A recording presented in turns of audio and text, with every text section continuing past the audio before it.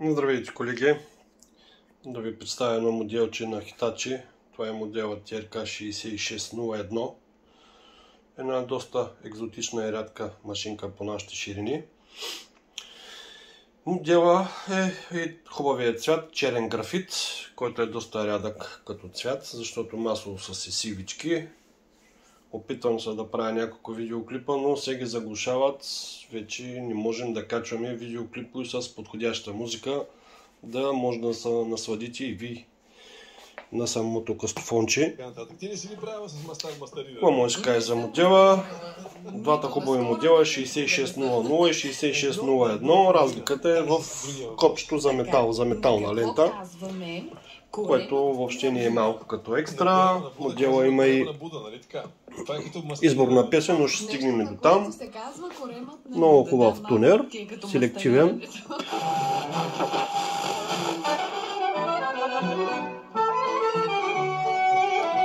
Моно стерео, разширено стерео, абсолютно всичко се работи.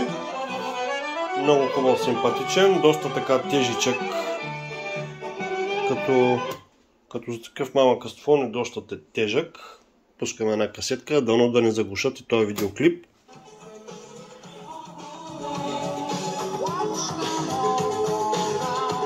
Избор на песен работи прекрасно. Просто моите касети са миксирани и нямат пауза, за да сработи, но наистина работи прекрасно. Моно стерео, разширено стерео, всичко работи идеално.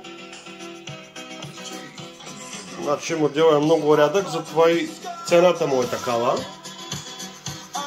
На някой ще се стори, че е прекалено много, на други ще кажат, че е нормално. Всеки има право на избор. Все пак говорим, че това е колекционерски модел.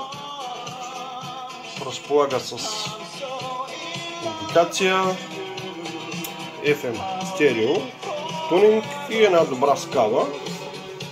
Може да се каже, че машината е в много приличен вид. Да не казвам отлично състояние, защото това е леко подвиждащо. Надявам се ви е било интересно клипчето. Това е една машина, която не всеки ден се вижда.